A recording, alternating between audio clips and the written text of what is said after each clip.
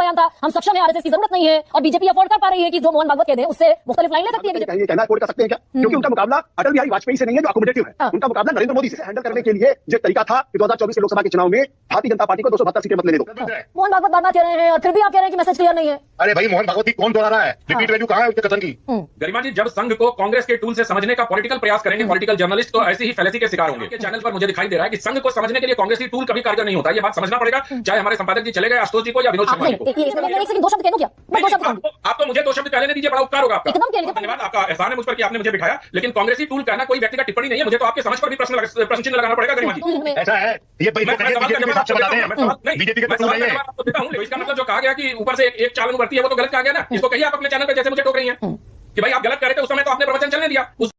जय श्री राम दोस्तों, कैसे आप? आई होप सारे स्वस्थ होंगे और मस्त होंगे। तो आज की डिबेट में होगी दरबारी कुनबे की धुलाई। आज की डिबेट जबरदस्त होने वाली है, डिबेट को पूरा देखना, क्योंकि आज दरबार सजा था वामपंथी पत्रकारों के जमावड़े से। मुद्दा था, क्या आरएसएस प्रमुख मोहन भागवत की बातों को बीजेपी मान रही है या नजरअंदाज कर रही है। दरबारी एंकर गरिमा सिंह ने मोर्चा संभाला और मंच पर मौजूद थे जाने पहचाने एजेंडा वाहक आशुतोष और विनोद शर्मा।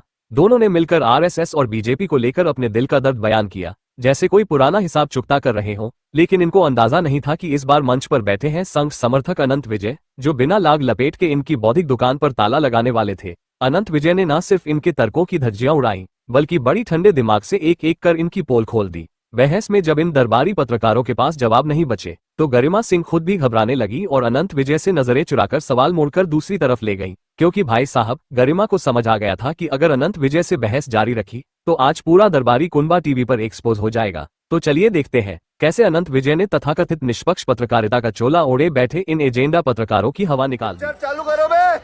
क्या इस टेस्ट में मोहन भागवत फेल हो रहे हैं आशुतोष, और बीजेपी ये अफोर्ड कर पाने की स्थिति में हो गई? यानी कि वो जो जेपी नड्डा का बयान था वो कोई स्लिप ऑफ टंग या फिर हीट ऑफ द मोमेंट में दिया गया बयान नहीं था, सोचा समझा बयान था। हम सक्षम है, आरएसएस की जरूरत नहीं है और बीजेपी अफोर्ड कर पा रही है कि जो मोहन भागवत कह दे उससे मुख्तलिफ लाइन ले सकती है बीजेपी। देखिए, इसको थोड़ा सा नुआंस तरीके से समझने की जरूरत है। जब अटल बिहारी वाजपेयी की सरकार बनी तो सुदर्शन जी सरसंचालक थे। उन्होंने कहा कि भाई जसवंत सिंह तो नहीं बनेंगे कैबिनेट मिनिस्टर, और रातों रात तो वो लिस्ट बदल दी गई। उन्होंने यहां तक कहा कि प्रधानमंत्री के कार्यालय में सीआईए और अमेरिका के दूत लोग बैठे हुए। आज की तारीख में मोहन भागवत का ये कहना अफोर्ड कर सकते हैं क्या? क्योंकि उनका मुकाबला अटल बिहारी वाजपेयी से नहीं है जो अकोमोडेटिव है।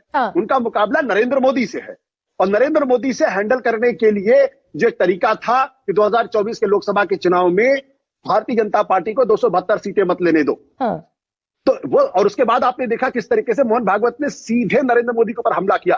तो आप कह रहे हैं मामला सिंक्रोनाइज्ड है, तो जब सिंक्रोनाइज्ड है तो फिर मोहन भागवत की कोई सुनता क्यों नहीं दिख रहा है? जल्दी से ये बता दीजिए। मैं कब कह रहा हूं सिंक्रोनाइज्ड है?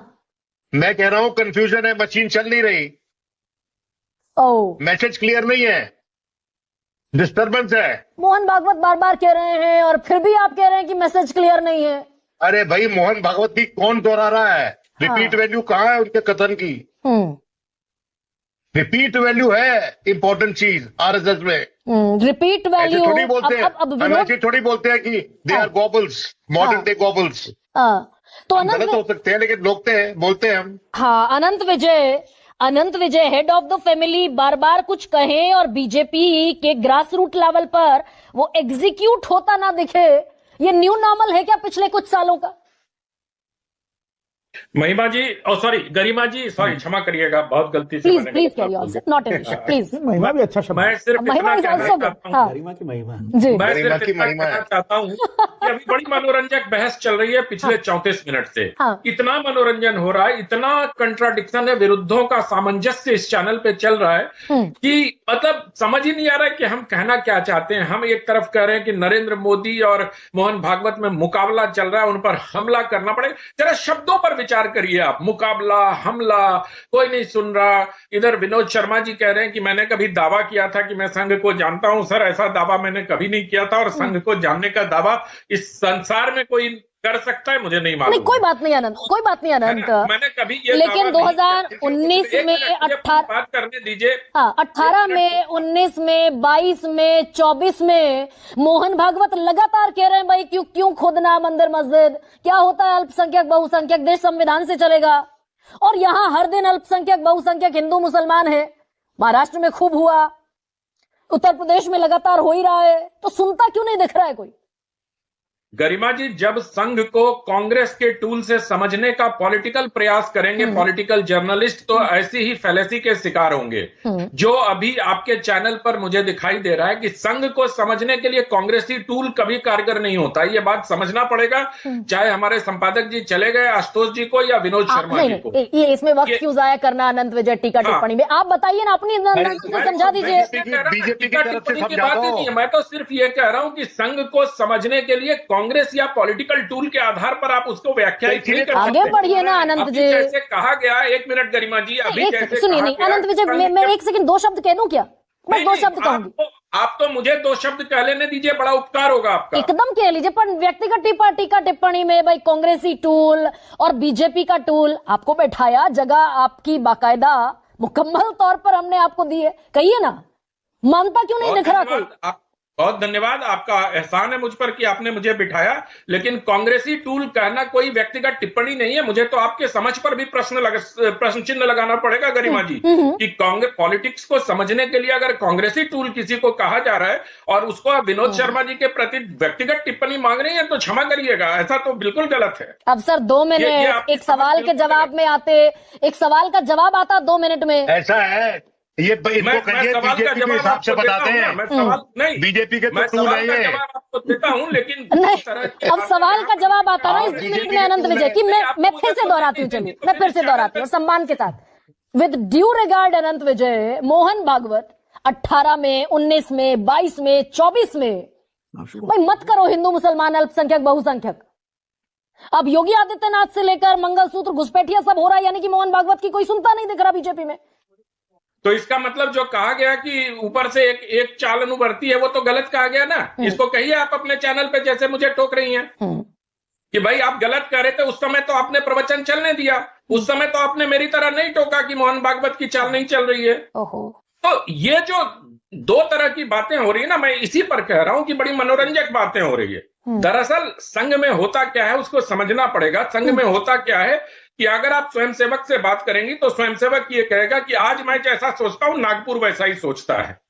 तो इसको अगर आप उल्टे तरीके से देखेंगे तो उसकी व्याख्या करने की भी आपको छूट मिलती है। रही दूसरी बात जो आप मोहन जी के बारे में और अल्पसंख्यकों के बारे में कह रही हैं, मोहन जी 2022 में अगर आपको याद हो तो मोहन भागवत जी इमामों के संगठन से मिले थे, ठीक है। मैं आपको एक उदाहरण देता हूं, उसके आधार पर अगर आप समझना चाहेंगी तो समझ लेंगी, ठीक है। उसके बाद इमाम के संगठन के जो चीफ थे उनका एक इंटरव्यू छपा कि मोहन जी ने उनसे कहा कि हम मिलते रहेंगे आपसे। तो उन्होंने पूछा कि आप अगली बार कब मिलेंगे, तो उन्होंने कहा हम 3.5 साल बाद मिलेंगे।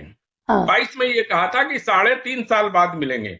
तो फिर उन्होंने पूछा मौलाना साहब ने कि इतनी देर बाद क्यों, तो उन्होंने कहा संघ इसी गति से चलता है, ऐसा मौलाना साहब ने अपने एक साक्षात्कार में बताया है। इसको नहीं समझ पाएंगे। यहां हम चाहेंगे कि आज चट मंगनी पट ब्याह, आज ये बयान दिया और कल ये नतीजा हो जाना चाहिए।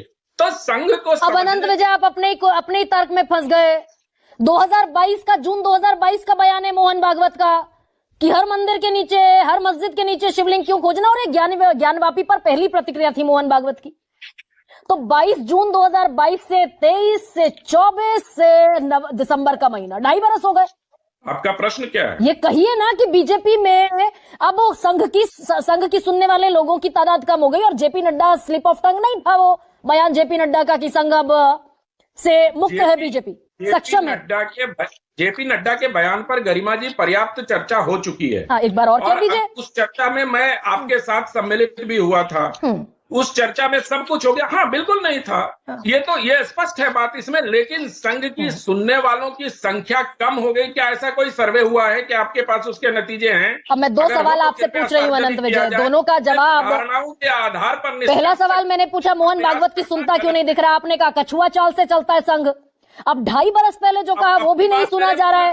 तो आप ये नहीं कहा कछुआ चाल से चलता है, ये यहीं पर आप ट्विस्ट कर रही हैं जिसमें आप माहिर हैं। Twisting the fact. मैंने कहा 3.5 साल बाद मिलेंगे, उसको आपने कछुआ चाल में परिवर्तित कर दिया। भाई 3.5 साल कछुआ चाल ही कहते हैं उसको, आम बोल चाल में। पर खैर मैंने 2 सवाल पूछे अनंत विजय आपसे। हमारे मुंह में नहीं डाल सकती हैं। Absolutely not, sir. Absolutely not. I'm a dignified person, sir. I consider me Sir, I consider Anant Vijay, I consider me as a dignified person. I am not trying to put my words in your mouth. Exactly जो आप कह रहे हैं मैं उसी से अपने सवाल का जवाब ढूंढने की कोशिश कर रही हूं। निकाल रही हैं लेकिन आपने ये जवाब नहीं दिया कि मोहन भागवत की कोई सुन नहीं रहा, यानी कि आप ये कह रहे हैं कि 3.5 साल बाद सुनी जाएगी मोहन भागवत की, ये कह रहे हैं आप। If you are a dignified anchor, जैसा कि आप क्लेम कर रही हैं, तो कृपया इस बात पर अपनी राय स्पष्ट करें कि मैंने ये आपके चैनल पर कहा है कि बीजेपी का आरएसएस कछुआ चाल से चलता है। सर ये कह रहे हैं ना कि जो मोहन भागवत आज कह रहे हैं वो 3.5 साल बाद सुना जाएगा। अब विनोद अग्निहोत्री, ठीक है सर, ठीक है, विनोद अग्निहोत्री। आई होप कि आपको डिबेट पसंद आएगा। डिबेट पसंद आए तो लाइक कीजिए, शेयर कीजिए और चैनल पर नहीं तो सब्सक्राइब कीजिए। मिलता हूं फिर किसी नए डिबेट के साथ, तब तक जय श्री राम।